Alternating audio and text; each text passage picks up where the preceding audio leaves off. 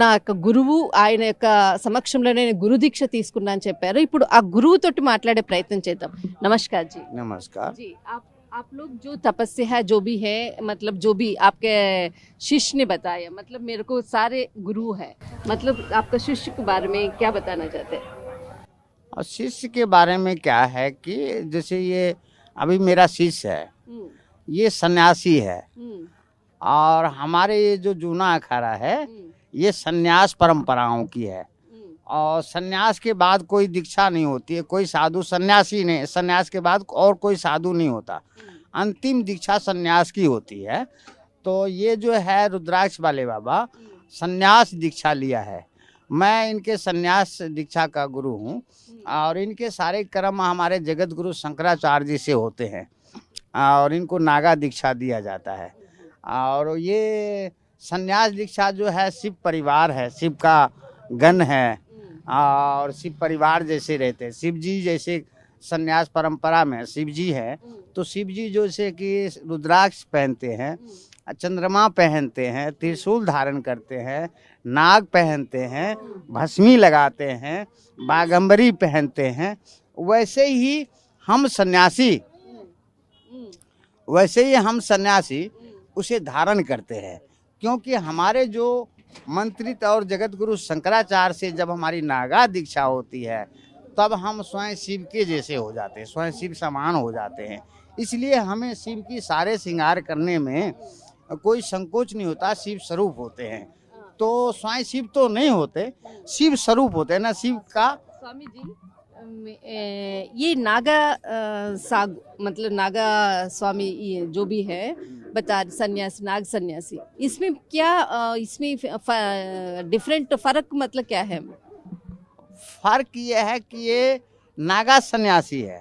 नागा सन्यासी जो है अंतिम श्रेणी होता है साधुओं का और सन्यासी का मतलब होता है शिव परिवार, शिवगण, शिव का भक्ति करने वाला। तो सन्यासी हम सब जितने भी नागा सन्यासी हैं शिव जी को भजते हैं, शिव जी की भक्ति करते हैं और हमारे इष्ट गुरु दत्तात्रेय जी होते हैं। दत्तात्रेय जी भगवान ब्रह्मा विष्णु महेश के समान होते हैं। हमारे जूना अखाड़े के इष्ट गुरु दत्तात्रेय जी भगवान होते हैं जो ब्रह्मा विष्णु तीनों हैं लेकिन उसके शरीर एक है और उसके जो हेड है मुंडी है जो जिसको सिर बोलते हैं हम, ये तीन है।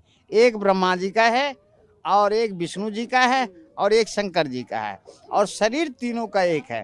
तो जैसे हम ओम अक्षर के माध्यम ऐसे कहते हैं ना यह तीनों एक है, तो ठीक उसी प्रकार यह तीनों एक है।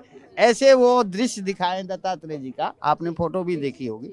तो वो तीनों एक है ऐसा हमें मानना चाहिए। तो इस तरह जो है हमारा सन्यास परंपरा है और ये अति उत्तम है। शिव जी को हर कोई पसंद करते हैं और हर देवता जो भी हम इष्ट देवता कहते हैं वो भी शिव जी के पूजन करते और हम मानव धर्म में जो भी है वो सब शिव जी के पूजन करते हैं। है ना, दूसरे धर्म वाले जैसे रामानंदी संत है या कबीरपंथी है या जो भी हमारे माता बहन भाई हैं वो शिव जी को जल चढ़ाना फूल चढ़ाना बहुत अच्छे मानते हैं, अच्छी तरह से करते हैं पूजा पाठ। तो आपको उधर कन्नड़ से आए हैं, उधर के भाषा बोल रही थी। तो उधर क्या है कि उधर के लोग भी शिव जी को बहुत मानते हैं और भस्मी वाले को मानते हैं। तो हम लोग जो नागा सन्यासी होते हैं ये शिव की तरह भस्म लगाते हैं, ये भस्म होता है। अच्छा, ये भस्म क्या है कि ये भस्म भी 2-3 प्रकार की है लेकिन इसमें विशेष इसमें क्या है कि शमशान की भी भस्मी होता है और कुछ शुद्ध करके दुकान में मिलता है। तो हम दोनों विसर्जन करके उस भस्मी को रखते हैं, वो भस्मी लगाते हैं। तो अगर हमें ये भस्मी ना मिले, कहीं भी शमशान में भी बैठे हैं तो हम शमशान की भी भस्मी को लगा सकते हैं। हमारे लिए वो शुद्ध है, पवित्र है, गंगा जैसे शुद्ध मानते हैं। जो शिष्य ने अपने हाथ में लगाए ना जो भस्म ये मतलब ये क्या है? ये भस्म है, ये जैसे कि साउथ में इधर बनती है, तैयार किया जाता है उसको शुद्ध करके वो लाते हैं हम। उसी में जो है अपने जो मंत्रित भस्म होता है हमारा वो कुछ भी उसमें मिक्स कर देते हैं तो ये भस्म लगाते हैं। ये भस्म ही हमारे लिए एक वस्त्र होता है और दिगंबर रूप में ये भस्म धारण करते हैं इसमें शिव जी के कुछ ऐसे मंत्र होते हैं, वो मंत्र से ये भस्मी धारण करते हैं।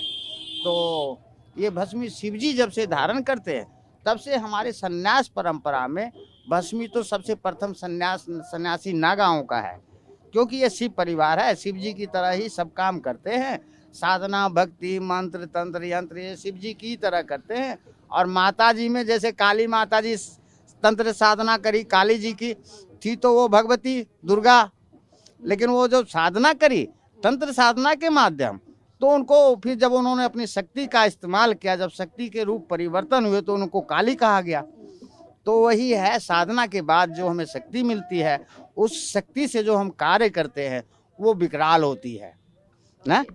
तो जैसे अब ये हमारे शिष्य कह रहे थे हमन पाठ पूजा से, तो हमन ये जो करते हैं, हमन करने से प्रकृति की पावर बढ़ता है, देवताओं की शक्ति मिलती है और जगत कल्याण होता है। आप सब जो हमें दान पुण्य करते हैं उसका जो है पाप पुण्य विनाश होता है, भक्तों का भी ना, जो आप सब दान पुण्य करते हैं तो उन्हीं में से हम जो भी यथा अनुकूल होते हैं उनको मिला करके उनके नाम की आहुति देते हैं देवताओं को, तो हमारे साथ साथ उनका भी पाप पुण्य विनाश होता है।